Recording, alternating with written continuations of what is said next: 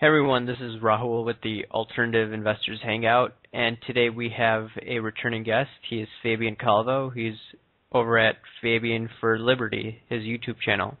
Thanks for coming on again, Fabian. Hey, thanks for having me, Will. It's a pleasure. Okay, last week, no one really covered this, but Rand Paul, he did an interview with Ben Shapiro, who I actually interviewed. He's an editor at Breitbart.com. And they were talking about the subject of Israel. NeoCons don't like Rand because of his war policies, even though he is a little different than his father. But Rand Paul said an interesting statement that Ron Paul would probably not agree with. And it is, first of all, Rand said, if an attack occurs on Israel, it's an attack on the United States. This is what neoconservatives would state. So do you believe that Rand Paul is slowly but steadily going into the neoconservative camp, or is he just trying to pander to them to try to be president in 2016 or 2020? Yeah, it's really what a sad kind of fall from grace, right? Well, the question that I would ask him would be, well, what if China attacks Japan? Because we have a treaty with Japan that says we must defend them. So are we ready to go to war with China over some islands that probably don't have any natural resources? I mean, so, this notion that, I believe Israel has a right to exist, a right to defend itself, but why all of a sudden, or not all of a sudden, but why there's this consensus among neocons that we basically need to send our men and women here to go fight a foreign war, to continue the entangling of alliances with other countries, instead of focused on America, focus on the Constitution, focus on rebuilding our economy, is really beyond me. I mean, look at the strike with Syria yesterday, where Israel basically goes unprovoked and attacks Syria, launches this strike, and they may have launched a strike earlier at Iran as well, at one of the large nuclear facilities as well. And, those are actions that are likely approved in advance by the United States. I would almost guarantee it. And so, to me, Rahul, I see these events and I see these politicians like Rand Paul who start good and then they so quickly fall into line, right, with the NeoCon agenda, just pushing this, we must champion these foreign wars. We must continue to send our best and brightest to go fight these wars. And to me, there's a bigger picture there, right? There's something that we're not being told, and there's a reason why they're pushing this greater regional war. I believe it goes back to the economy and the structural problems we have with the economy. Yeah, you mentioned something about war, probably about China and Japan.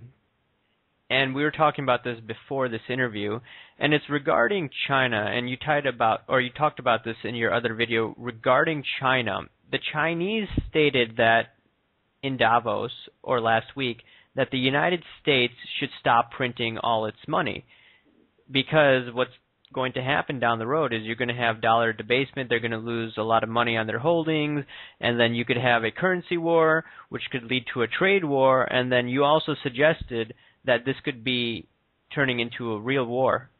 Yeah, well, history, that's not me making that up or saying that. I just look at history and I look at the leverage that countries have used against other countries by holding their bonds. I mean, we did it against England at the beginning of the 20th century, where we held a lot of their debt and basically influenced their foreign policy and even basically had them cut down their military and their navy because we were threatening to dump their T-bills and dump their debt that we were holding. So, perhaps China's putting themselves in that position as well. They realize that the economic growth is moving over to Asia, that they have the demographic trends, they have the structure set up. They don't have this gigantic entitlement society that America has become. They're not dealing with all these foreign wars. They have a tremendous amount of natural resource contracts that they've set with countries like Africa. They're mining a ton of gold. They have rare earth minerals. So they have a lot of positive things going for them, many of them of which are sound qualities that are needed for an economy to grow and flourish. So I look at China being similar to what America was at the turn of the 20th century. So, they're using they're holding our debt. They'll probably use it as leverage, or we may see them at some point ask to exchange their T-bills for gold holdings that the U.S. has, or they'll threaten to dump them on the open market, which would cause a huge currency crisis with the U.S. So, we're also seeing China continue to internationalize its currencies. Documents at the IMF going back to the late 1990s talked about the Chinese currency continuing to expand and internationalize itself. And we've seen all these bilateral trade agreements taking place that are ditching the dollar. So it's just this slow progression, and China basically coming out and having more authority, or kind of making up where America's not making up, where our currency is becoming weak. I mean, against the euro, it's very weak over the last 12 months, and eventually, Rahul, this all comes to some kind of point, right? There's some kind of event, some kind of global event, where you'll likely see China emerge, in my opinion, with some kind of new world reserve currency. Regarding the world reserve currency, the only thing that stops me from believing that they're going to be the world reserve currency is that their bond market isn't liquid compared to the United States bond market, or if you want to go back, the British bond market was pretty liquid. So I think that's one problem. But you did mention the fact that the Chinese are going to start making all these threats against us, and they don't necessarily have to dump our T-bills. What I think is going to happen is they're going to end up buying most of our companies, and the United States is just going to look the other way. WND actually did a story on this, or Jerome Corsi from WND, who I also interviewed. He mentioned the fact that the Chinese are continuing to acquire all these American assets. So can't they threaten us saying that, hey, we're going to dump our T-bills, and then they're going to say, we're not going to dump your T-bills, but we're just going to have to buy a lot of your assets, and we're going to have to dictate your policy when it comes to absolutely. That's really similar to them saying, hey, give me your gold. Instead they're saying, hey, let me invest these dollars, and basically buying up land, buying large swaths of oil land in Texas. So absolutely, that's another. Look at World War I.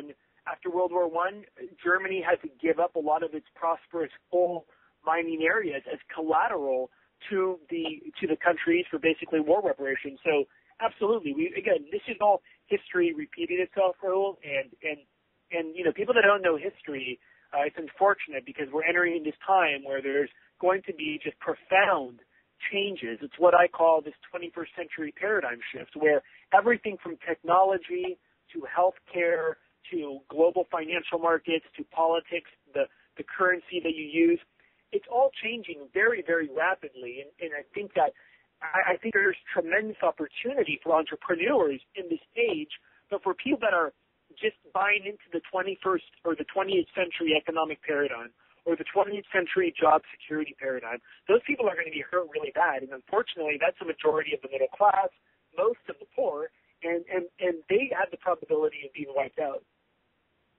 Yeah, that's unfortunate. Moving forward, I wanted to get into this topic. It's actually 3 to 4 weeks old, but it was a big story where Alex Jones completely lost it on Piers Morgan's program. I initially thought, yeah, you did a video on it. I did a video on this. I initially thought it was amazing. Then I thought, hey, this wasn't a good idea. But now that I'm thinking about it, it actually was probably a great thing that Alex Jones did. And the reason is, number one, he's getting more viewers to come to his program. Even though I don't agree with everything that he says, he does blast both the Republicans and the Democrats, which is a good thing. And people are going to learn about the corruption going on all over the world and in the U.S. government. So I'm going to ask you this again. Do you think that Alex Jones is actually good for the liberty movement, or does he hurt the liberty movement at times? Because I noticed on the Huffington Post and some liberal sites, they just started making him look like a crank. They posted his video saying that, oh, he's a tinfoil hat, he's crazy, he's Glenn Beck on steroids. Your thoughts on that? My thoughts are that, look, when I first saw the interview, of course, I love the fact that he's going after Piers Morgan and he's just putting out hard-hitting information that's great. And look, that's his style. That's his style. Look, he's committed 17, 18 years of his life towards, spreading what he believes to be the truth. When it comes to the Bill of Rights, when it comes to the Constitution, when it comes to refounding the Republic, I'm with them when it comes to exposing the banking cartels or exposing some of the cover-ups of 9/11, just asking questions about false flag terror. I'm with them there. I think that, some information he talks about I don't agree with, and I think that is sometimes almost done in a way where, it's a business for him. There's nothing wrong with that. I mean, the reality is that he has a very large business and is doing extremely well, especially during these times. A lot of people are waking up, they listen to his show, they buy his sponsors' goods. He has a lot of sponsors that pay him. So he kind of, makes money off of this, I'll use the word fear-mongering, even though I don't really like that word because a lot of the stuff he says is truthful, but some of it is fear, fear-based. And so, and again, that's not bad. I love businesses, and I think that he should be able to monetize the message.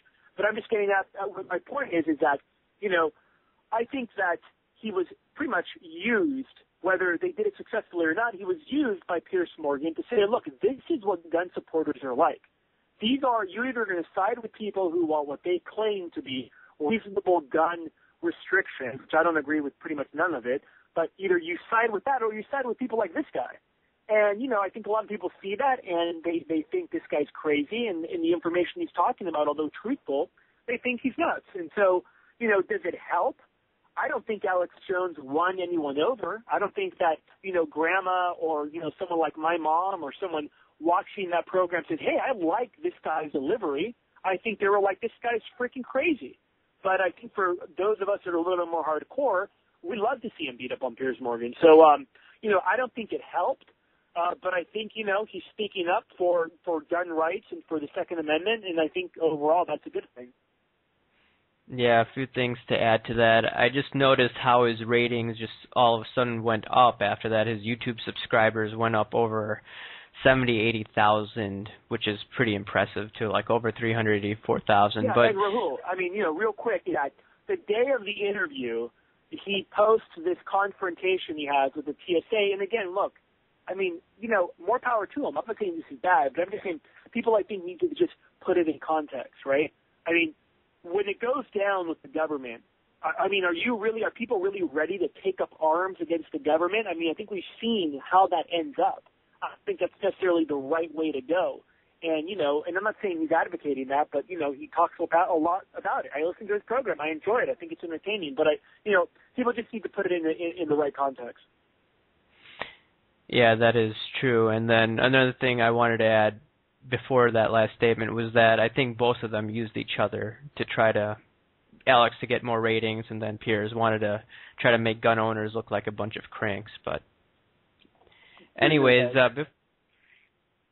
before I let you go, Fabian, how can people follow your work again?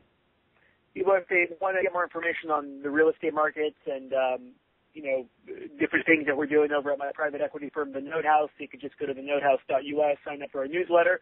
Or if you want information on just economic forecasting, current political events, go to FabianForLiberty.com. I post all my, several different videos, regular updates, and they can go to FabianForLiberty.com. All right. Thanks for coming on again, Fabian. Thanks, Ro. I appreciate it.